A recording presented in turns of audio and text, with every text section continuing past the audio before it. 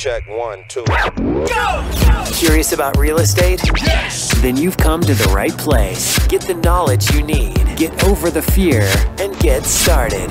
This is the Michael Quarles Real Estate Show with your host, Michael Quarles.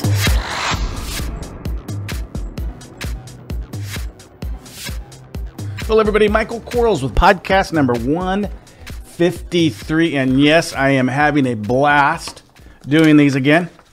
Some of you have been concerned that it sent me to the hospital before. Things did send me to the hospital before, but it wasn't doing the podcast. The podcasts are actually friggin' enjoyable. I hope you guys get something out of it because I certainly do. I enjoy sharing whatever little bit of knowledge I have. And I hope it inspires someone to go out there and kill a house. Not literally, like don't, kill the house, but go out and get a contract and sell a house, make some money. So we have 5 questions sent in by real estate investors like yourselves who had a question, and I hope I have an answer. I'm going to try really hard. Question number 1. I'd like to know the response rate you get when comparing marketing to absentee owners and marketing to owner-occupants. Do absentee owners give you a better bang for your buck in your experience? And if so, how much? Great question. I don't see when we look at absentee, I'm going to back up. When we look at absentee owners, there's the advantage of absentee owners is they typically will have a better understanding of what we do. And then an absentee owner, historically, the reason they're an absentee owner is because they're collecting a rent payment. So converting that rent payment to a mortgage payment is somewhat easier with an absentee owner than it is for an owner-occupant, because an owner-occupant isn't collecting a rent payment. They're making a mortgage payment. So when we go to a subject to transaction or seller finance transaction, it's a little bit harder and to negotiate. That doesn't mean you can't negotiate it and can't win using that strategy. Absentee owner, it seems to be easier because, again, they've been collecting a rent payment. And then there's the idea of taxation to the seller when they're an absentee owner, where a seller finance transaction can be better for them because they're going to defer their tax basis as they're collecting that payment from you. So they can either do a seller carryback or an installment sale, and in both of those vehicles, they can defer their tax payment. So if they have a boot of $100,000 and they're going to earn $100,000 on a $200,000 transaction, they're going to start paying taxes as they get the $100,000 profit. So they're going to get the $100,000 that they have invested in the property or the original basis first, and that's not taxable. And then they're going to start collecting the other. And some investors will ask me, well, but Mike, aren't we just going to pay off the house when we flip it? And the answer to that is yes, which is why when we enter into an agreement where the seller requires or asks for seller financing, which is they will at some occasion, then we also want to make sure that we utilize the correct documents. So we want to have exchangeable collateral so that when we go to sell the house that they're doing a seller carryback on. And keep in mind, they don't want to be paid off because they want to defer their income, their tax basis based upon their income that they're earning. So we have to have a vehicle like exchangeable collateral. And rather than converting the note into just a personal note, which I don't think is the right thing to do, you can do that. So you don't have to exchange a collateral. You can just take the note instead of having a secured note. You can have just a personal note. That's not really good protection, although very legal to do. I would want to exchange it. And then when you're looking at seller finance transactions, you can always look at things like subordinated deeds.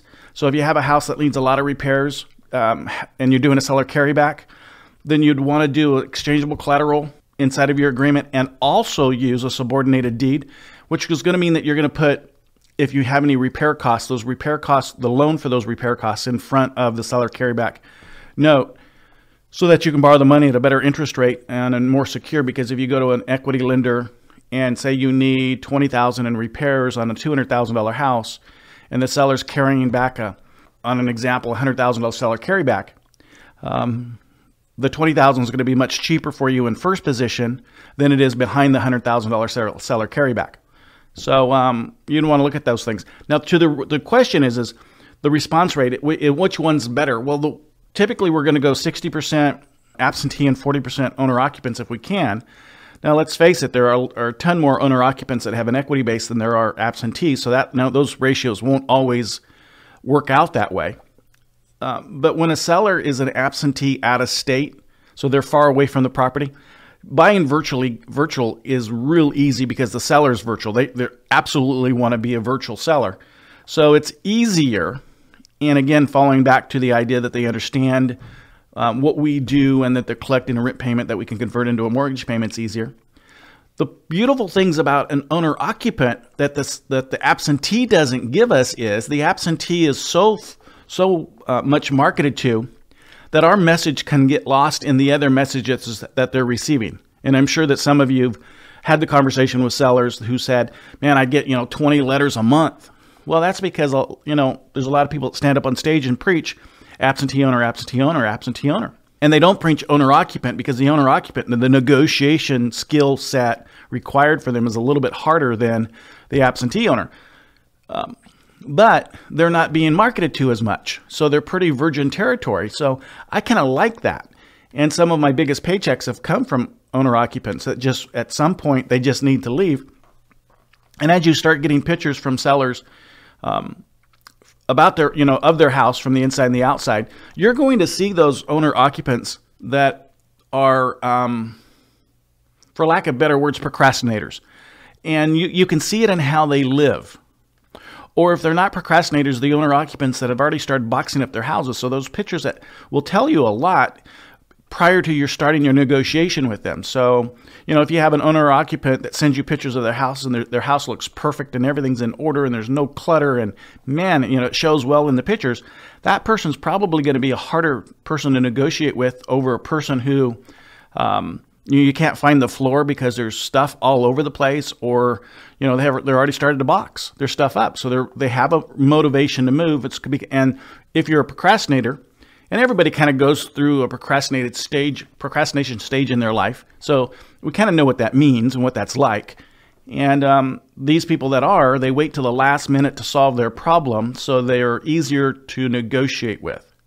Where you really don't see a lot of procrastinators in an absentee owner market, because it's hard to be an absentee owner and a procrastinator because they just kind of don't go together. Where it's easier to be an an owner-occupant and a procrastinator at the same time. Hope that made sense. So to really answer the question, I would do both. Yeah, you're going to have more response rate from your absentee, easier to negotiate with. I think your bigger paychecks are going to come from your owner-occupants. Question number 2, in an owner finance situation, since we cannot do interest-only balloon notes, who says we can't? And of course, ensuring no prepayment penalty, would you ever allude to wanting to cash out the seller sooner rather than taking the note in full maturity? We can do balloon payments because we're not occupying the property. So it's a commercial loan. So do your research on that. And no, I never want to cash out. I want to try to get a fully amortized loan. If I do a 5-year balloon, then I want to have an amortized loan as long as I can get it. And this balloon payment issue has been a big issue because of Dodd-Frank. But really do some research on and get some homework done on your behalf. And maybe check with your attorney to confirm what I just said is true. And fall forward. But yeah, I don't have an issue with a non-owner occupant loan having a balloon payment on it. And what really clarified that for me was some of the not mainstream lenders that we're using. So I'm not Bank of America types, Wells Fargo, Chase, those kind of things.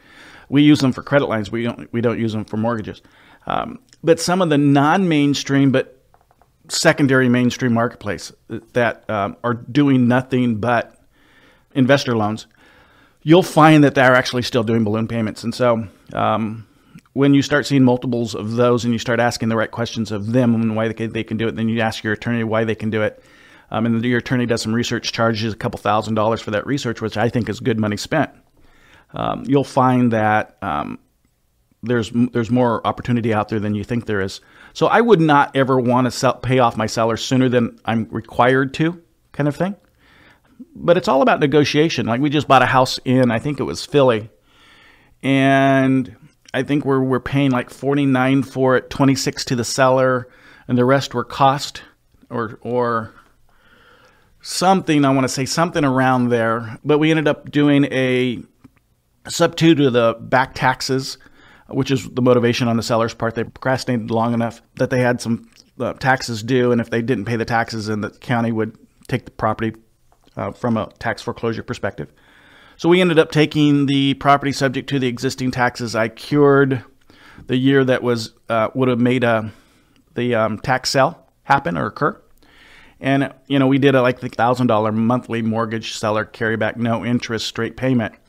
And I'm fine with that because I know, and I think I had like 8 or 9 months that I have to make that payment, and then I'm done with it. So in a case where I don't see a lot of capital outlay, I'll do that. I don't have an issue with that. Now, one of the things you'll want to make sure that you do when you do a seller carryback is don't make the last payment prior to getting a Benny statement and a recon, so reconveyance. And so you'll want to use your closing company or your closing attorney on prior to paying off that mortgage. So in a case where you're doing, say you have 8 monthly payments, 0 interest, and they're all going against principal, prior to making that 8th payment, you want to make that 8th payment through your closing company or closing attorney and have them get the Benny statement from your seller or your lender, for lack of better words, and have that lender give you a reconveyance deed on your deed of trust. So it's all done legally. And so just make sure you keep an eye on that you don't make that last payment prior to getting that information or that conveyance done, and that you don't make too many payments, which is kind of crazy because who would want to do that? But I think it's really easy to do sometimes. Question number 3. I've heard some big changes are coming to seller financing. No more closings now. We consummate. Yeah, that was a word that we haven't heard in a long time. Can you speak about the changes in the transaction law? What, as an investor, should I be aware of? Or is this just my attorney will handle it? I think it's just my attorney will handle it. The beautiful thing about the changes, from my perspective, is it's adding days to an expected close date. So where we could get stuff done before in 30 days. 30 days was average. Lenders could perform in 30 days. Lenders can't perform in 30 days now. They need that 60 days. So if 60 days becomes normal, that really helps the hotel system because that gives us an extra 30 days on average that we can be inside of an escrow or closing period. That's normal. And anytime you can play in normal, that's better than playing in something that's outside of normal. And so our sellers are going to start understanding that because, of course, most sellers are going to get a realtor out there and they're going to do a HUD-1, which is there's no longer HUD-1s, but they're going to do a HUD-1 and they're going to give them a net, and they're going to tell them in today's marketplace it's going to take 60 to maybe 75 days to get a house sold once it enters into closing. That's after they find a buyer kind of thing. So I think it's a good thing. I'm not Mr. I know everything. So if you really want to know about that financing, I would call your lenders. We're supposed to be talking to 2 lenders a week. And so I'd just call an A-paper lender and maybe a subprime lender. And I'd ask them the question, how's it affecting you?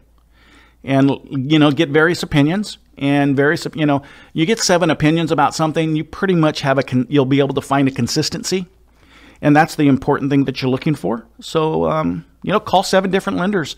Call Wells Fargo, call Bank of America, call a mortgage broker, call a mortgage banker, call a subprime lender. And when you do all that and ask them the question, how's this changing what you do for us?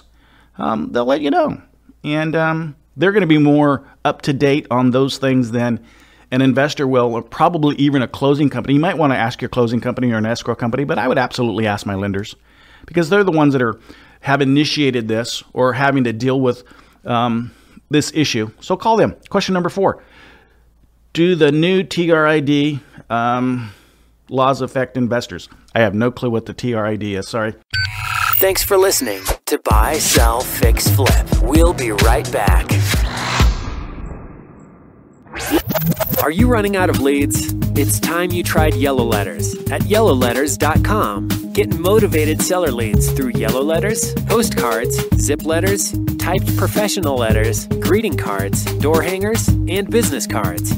Yellow Letters is a full-service marketing company created with your success in mind. Get the personal attention you need to get your direct mail campaign started and get in touch at yellowletters.com. And we are back in 3, 2, 1. Question number 5. How do you determine the as-is value of properties? Certainly the formula is not ARV minus repairs equals as-is, right? It's absolutely not. That's a bigger question than the simple answer that I'm going to give you right now. But in reality, here's how I look at it. There's 2 different things and 2 different formulas I use. I look at what my repair costs are And if they're under $10,000, I'm doubling it and subtracting it from the ARV. That's pretty basic. So if I have a $200,000 house and I have $10,000 in repairs, I am going to have a $20,000 subtraction from my ARV. So my as is going to be 180. Second formula is if my repair costs are 11,000 or anything over 10,000, I'm going to ask myself this question, and I think it's an important question to ask yourself, which requires a little bit of information and detail when you are determining the answer. So you have to have a little bit of construction knowledge. How long is it going to take? So if I have, if my $10,000 is paint, some carpet, some light fixtures, and I'm not remodeling, I'm just rehabbing a house, there's a huge difference between a remodel and a rehab. A remodel is you're changing how the house structure was. So you're replacing, single pane windows with dual pane, that kind of stuff. You're maybe adding an addition. That's remodeling. Rehabbing is just bringing it back to a new standard, but it's not changing something inside of the house. Like you're not redoing the kitchen. You're not, tearing out the cabinets. You might do a countertop. That's not remodeling. That's rehabbing. So how long is it going to take you to do that? If it's a month, then it's only a $10,000 addition to the repair costs. So if I have an $11,000 repair cost and it's only going to take me less than 30 days, I'm going to add $10,000 to that. So I'm going to have a $21,000 subtraction. But if it's going to take me 2 months, maybe the 11,000 is a sewer line that I have to redo, and my contractor, is 45 days, schedule kind of thing. Well, that's a 2-month system or a period of time. So I'm going to take 20,000 plus the 11, so I'm going to subtract 31,000. Now everybody's going to ask me, why do I do it that way? And the simple answer is because we have to be making money on every dollar we spend. And we're going to be spending money holding this property. We're going to be spending money going and looking at this property and open up the door and getting the door locked up at the end of the day and the added insurance because it's going to be vacant for an extra period of time.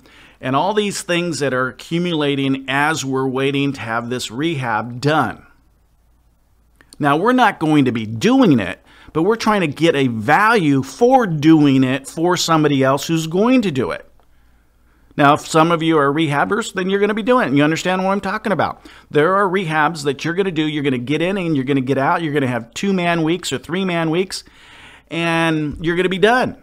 And then you're going to have your rehabs where you have 9- and 10-man weeks, and it's just going to take you a while. But you have to compensate yourself and mitigate the costs of doing some of these repairs. So $10,000 a month is an adequate number. So if you wanted to go out and hire Mr. and Mrs. Contractor, licensed general building contractor who does rehab work, and you can tell that person, I'll give you 10% or 20% plus costs. So it's a cost plus contractor kind of thing. You still have your normal costs of doing it. You never want to figure that you're doing it yourself. Shame on you if that's what you think, that if you go out there and paint it, you can save money, so you can subtract less repair costs. Shame on you. The only time that you want to do your own painting is if you have a painting construction company. Then you can do your own painting if you want. I don't have an issue with that. But if you don't have a painting company, then figure you're going to hire a regular painting contractor. Even if you hire yourself, make sure you get paid like a painting contractor. So that $10,000 a month can mitigate those costs because you're going to have them whether you do it or not. You still have to get paid for your time. And I don't know if you've ever hung out at Home Depot at 6:30 every morning, Monday through Saturday, getting a 2x4, getting some nails, getting some screws, getting a toilet, getting a light fixture, getting another 5 gallons of paint. Man, it's a pain in the you-know-what. So mitigate that by an extra subtraction. So again, under $10,000, we're going to double the repair costs. Over 10, we're going to look at the repair cost plus $10,000 per month. Now, 2 months is 31 days. I'm sorry, 32 days. 2 months, okay? So, if it's going to take 45 days, don't do a month and a half. That's not 15,000. That's 20 grand. All right? Don't cut yourself short. Don't sharpen your pencil too much because there's plenty of sellers out there who have procrastinated the sale of their property and need to sell their properties now. Okay? There's plenty of them. It's okay, but don't cut yourself short. Now, I have come up with a formula on how to figure those repair costs. I call it my ugliest repair sheet. Now, we all know what ugly is. So if you go into a house, and this form, by the way, is red on purpose because the red's a subtraction number when you're looking at it from a numbers perspective. It's a form in red, so the seller sees you filling out this form, and you're going through each room, and you're going, okay, they're looking at the carpet, you're looking at this, and you're looking at all the little pieces of the house are on the form. And they have 3 values, ugly, uglier, ugliest, and you just look. And you go, okay, so if you're looking at the floor covering, let's say it's carpeted, and, you know, ugly would be, hey, the carpet just needs to be cleaned. It doesn't have to be replaced, and it doesn't have to be stretched and cleaned. So that's ugly. Uglier is, gosh, it needs to be cleaned or stretched. So cleaned and stretched or stretched. So, you know, and you can tell carpet needs to be can be stretched. That doesn't have to be replaced. All right. So the original installer, when they cut it too wide or too long kind of thing. And they stretched it. It was okay. But in time, that carpet has expanded. And so it rolled on you. And it just has to be restretched. So that's uglier. But when you can see the floor underneath the carpet, that's the ugliest thing you've ever seen. You know you have to replace it. So that's how you kind of do it. When you walk through each room, you kind of look for the things based upon ugly. And so we have values, and the forms are on the site and kind of stuff. So they're there available for your benefit. And so it's just part of how you determine it. Now, you always, when you look at property from a repair perspective, irrespective of what the seller says, in most occasions. So most of the time, one of the questions we ask is tell us about, you know, we don't say tell us about the repairs, but that's the kind of question we're asking is tell us about the repairs. What do you think it's going to cost me knowing that I pay for all the repairs? What do you think it's going to cost me to bring the house up to a standard that's going to cause it to sell? Most sellers, because we're going to ask them to be honest with us, will give us an honest number. That number may be deflated in reality, but it's still honest to them, if that makes any sense. So they're not going to try to lie to us. You know, they may think, well, you know, if I was going to paint the house, that's 20 gallons of paint, and I can get a gallon of paint for $12, so that's $240 or whatever it is, and some paint brushes and rollers and, you know, tape, that kind of stuff, so I can get the inside of my house painted for, you know, $1,000 kind of thing, if I did it myself. Well, that's not real. That's not a real number, but it is to them because they may say that's, you know, what it's going to cost. So here's my rule of thumb. No matter what they say, whether they say $1, $0, $4,000, I know that there's always going to be $5,000 worth of work. And here's why. We know that we need a roof cert, $750. You know, on average, that's what you're going to spend. You should be talking to roof contractors and asking them on various types of roofs. You know, you have your composition shingle roof, so you have your 3-tab and you have your 3-dimensional. Well, what's the difference? And what's each of those cost to get a roof certification done? What's a wood roof? In some areas you have wood roofs still. What's a rock roof? Some areas you have rock roofs. What's a flat roof cost? What's this kind of roof cost? What's a tile roof cost? Well, there's differences in tile. So what do the certifications cost on average? So talk to roofing contractors, find that out. So we know we're going to have, from my perspective anyway, an average of $750. Most areas have bug problems, so they're going to have termite problems. They're going to have wood rot problems. Those are all termite inspection issues. You know, your A section, B section, C section on termite report. A section, typically the seller is the one that's responsible. It's all negotiated items, but typically the seller's the one that's responsible for those items. We'll find out from various termite. Again, if you call 7 of them, you're going to get an average. You're going to get a realistic opinion that you can take a basis from when you talk to 7 different people about the same thing. Ask 7 different termite contractors, on average, what does it cost? They're going to tell you it's going to cost $1,600. Well, if that's the average, you've got to mitigate that. So now I have $750 and $1,600. Then call your home inspector. On average, what do you see? You know, we know that a $450 bill is what it's going to take, or less, a little bit less, to get a home inspection done. Well, what do you find? You know, on average, what's there? Well, we know that to bring it just to a sellable condition, if a finance company's involved, because we have to have 2-year roof cert, we have to have clear termite, we may have to have some minimum FHA standards done, you know, kind of stuff. So find out what those averages are, and so we use a $5,000 at least number. So if the seller says $7,000, we're going to start using their $7,000 because there is some advantages to when the seller believes they're being honest. And of course, we can only assume they are. That when the seller believes that they're being honest and they say a number that's greater than $5,000, that when that number turns out to be more than what they assumed or thought in the first place, it's so much easier to negotiate off of their number than it is to come up with the number yourself prior to them coming up with the number. So I'm not going to go to the seller who says, I think I need 0 repairs and say, well, I'm always going to figure 5,000. No, I'm not going to have that conversation. But when I can show him that I have $5,000 worth of repairs, then I can subtract some money from their thought process. So it's fairly easy to start renegotiating and negotiating those repair costs and subtracting them from the ARV. So getting back to my original comment about, it's a more complex answer than the simple answer I'm going to give you. And the reason it's more complex is because a house can have an as-is value and at the same time have an ARV value. Okay, I'm going to say that one more time. A house can be both as-is and ARV. And the determining factor isn't the house itself, but it's the house as it compares to the 6 structures that you're comparing it to. So you're going to be comparing it to 3 actives on the market for sale within a quarter mile that are within 200 square feet up or down, within 5 years of construction age, like bedrooms and bathrooms and like construction style.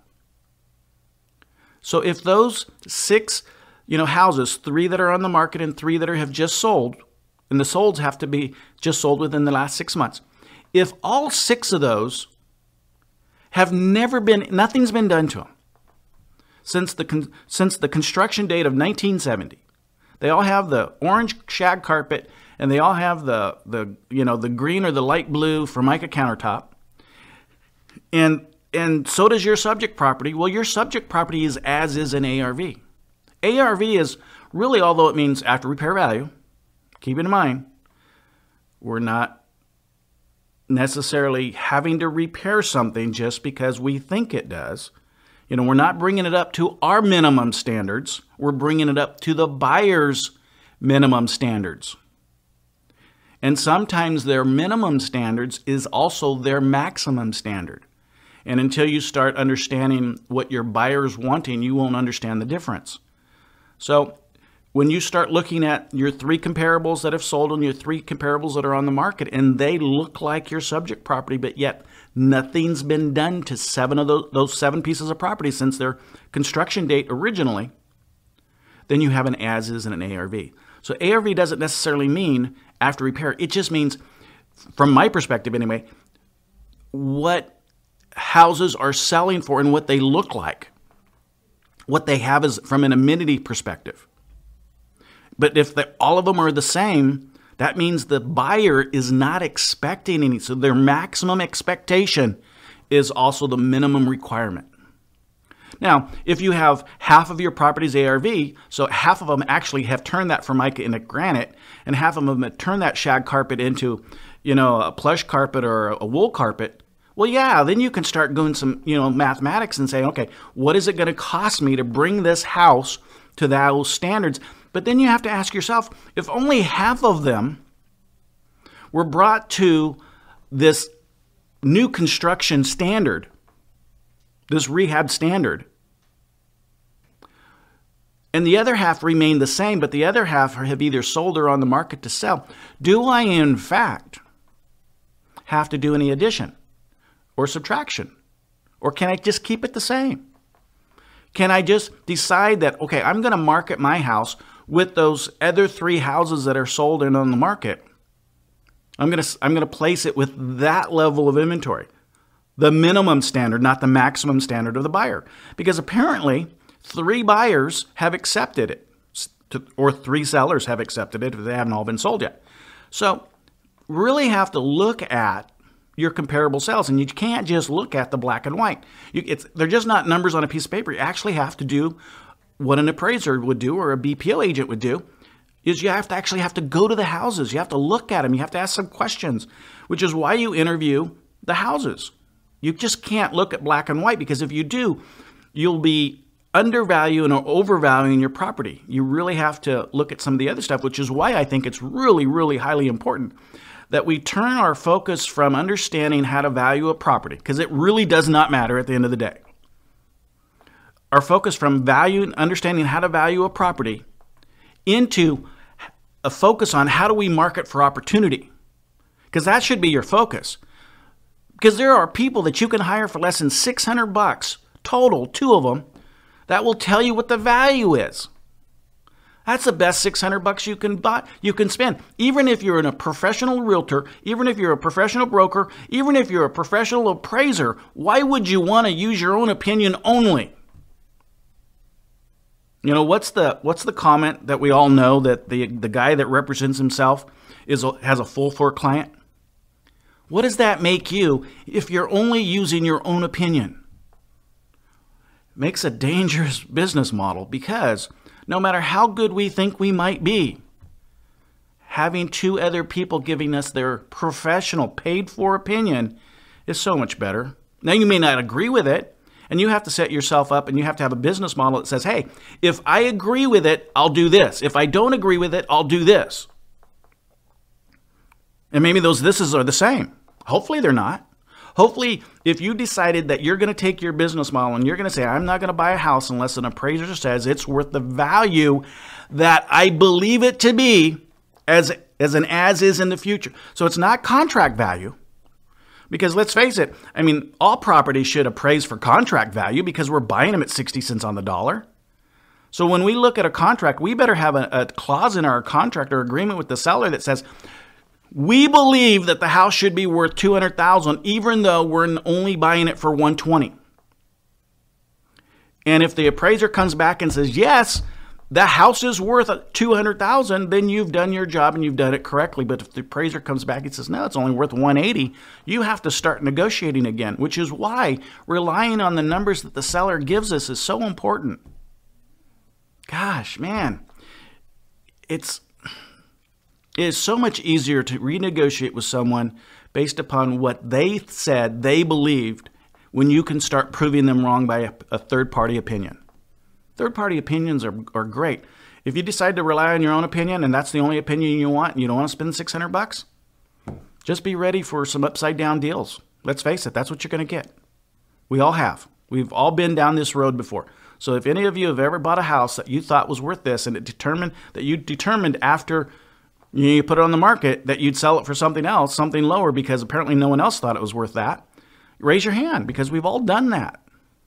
And you're even going to have that after getting a BPO from a realtor or a broker, and you're going to have that even after you get an appraiser to do an appraisal on it, an as-is appraisal.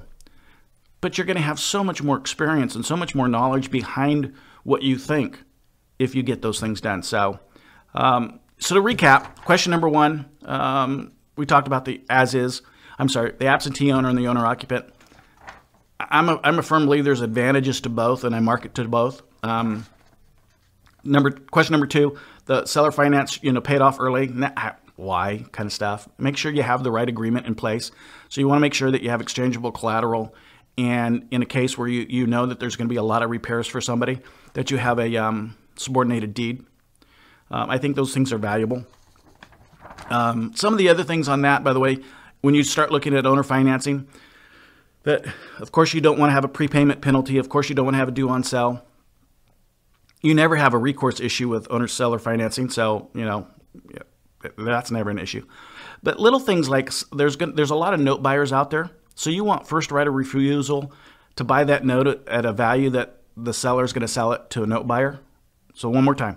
So if the seller does a seller carryback, say they do 0% interest, and it's $100,000 seller carryback amortized over 15 years, so it's a straight pay over 15 years, and it's for $100,000. Principal balance is $100,000, no interest rate. And a note buyer comes in there and they offers that seller, let's say they offer him $40,000, and the seller needs the $40,000 really badly. Something's come up in their life, and they're willing to sell that $100,000 note to a note buyer for $40,000. Make sure you have the right to be the first one to buy it. Plain and simple. So make sure if you do seller carrybacks, you have some of that stuff in your note.